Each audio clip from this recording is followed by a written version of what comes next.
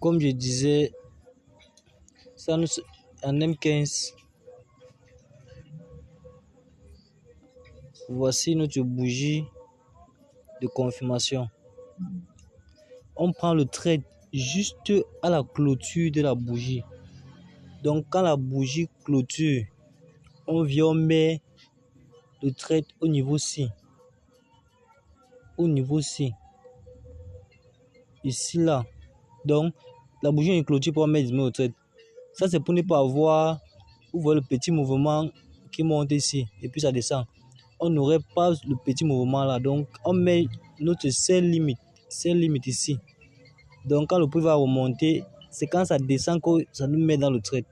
Là c'est pour éviter que si c'est que ça donne la bougie ici, puis ça monte, on serait dedans. Non, c'est pour éviter ça. Imaginez un peu la bougie ici a fermé, on décide de bas ici. Ça c'est une supposition. Question, on a vu la réjection ici. On a vu une bonne réjection ici là. On a bail directement. Regardez ce qui s'est passé. Le prix est monté un peu. Ce n'est même pas arrivé au niveau de la mèche, puis ça a chuté avant de remonter. C'est vrai que ça n'a pas touché notre stop loss, mais on a eu un drawdown. Donc le prix, on était en moins avant de commencer à faire des petits gains. Donc c'est pour un peu éviter ça. On met notre entrée juste ici en bas. Juste ici en bas. C'est pour ça que j'ai écrit au point le plus haut de la bougie. On descend. En descendant, le point là, c'est ici là. Le point là, c'est ici. Et pour le stop loss, premier stop loss sur H1, comme vous voyez, pour le TP plutôt, le premier TP c'était au niveau ci. C'est ça ici là en vert, en bleu. Et le deuxième, c'est ça ici. Donc les deux TP. Et vous voyez le risk to reward. Je suis entré ici là. Stop loss juste ici là. Vous voyez comment c'est très peu. Je suis entré là. J'ai risqué 1,6 $ et j'ai fait combien? 4, j'ai fermé ici au niveau ci. J'ai fait 4,23 et ça s'est encore fermé au niveau ci. 2,60. Donc 4 plus 2 ça fait 6 et j'ai mis combien plus 2 positions, c'est pour dire que j'ai risqué 2 fois 6,0 1,06, ça fait j'ai risqué 2,12 $ pour faire au moins 7 $. Donc vous voyez que c'est une statistique que même si on perd déjà, même si on perd 5 fois et on gagne une seule fois, on serait toujours en profit. Ça c'est 2 trades. Mais dans la stratégie avancée, on prend 3 trades. En prenant 3 trades, ça va permettre que quand on met notre premier TP ici, le deuxième, on va un peu aller en arrière. Le deuxième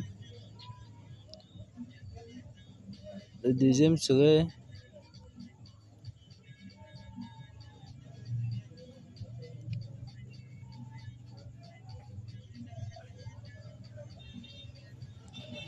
voici le premier ici. Le deuxième, tout ça on parle même qu'en H1. On ne prend pas ça ici, on parle qu'en H1.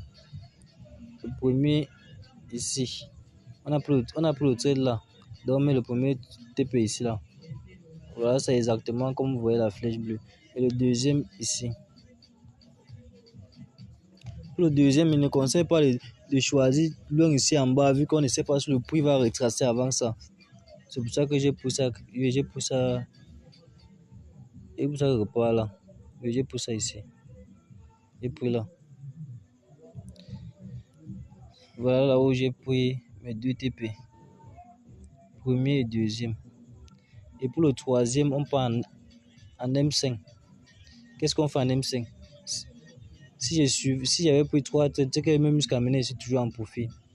On va laisser le prix descendre jusqu'à ce que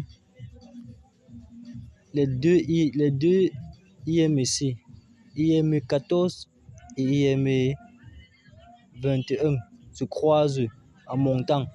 C'est là-bas maintenant qu'on va fermer le troisième trade. Donc vous voyez que ça permet en sorte que on peut rester dans un trade longtemps. On peut rester dans un trade longtemps.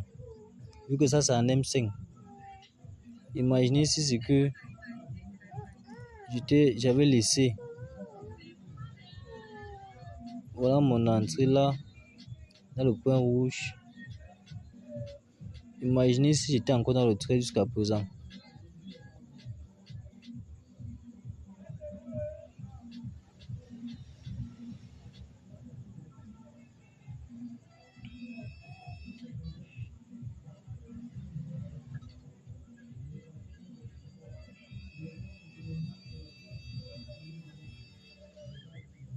Voici l'entrée. Vous voyez, le TP c'est combien? 7 $. Juste à le plus petit lot. Vu quand on double le lot, le bénéfice augmente. Quand on serait habitué à la stratégie, on va connaître comment maîtriser ça. Là, on va pouvoir entrer avec les lots plus importants comme le 0,5 là. En 0,5, ça donne combien? En 0,5, on va risquer, disons,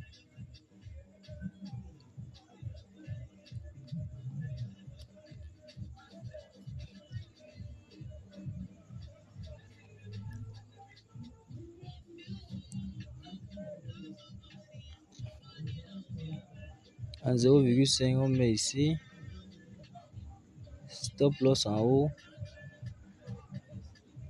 on risque 4,12 $. Vous faites combien? C'est ça. C'est pour ça que je dis qu'elle dérive si là, non. Si quelqu'un maîtrise l'affaire, si c'est la magie, on risque 4 $ pour faire 38 $. C'est que maintenant, ils sont tous au trade. Et apparemment, quand ils vont au trade, ça va encore un peu descendre avant de remonter. Donc, vous voyez, c'est une très bonne stratégie.